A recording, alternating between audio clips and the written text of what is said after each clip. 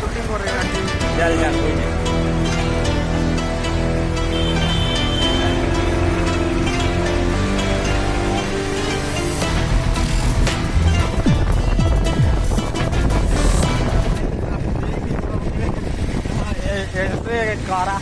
कारा बसन बारी हो रही है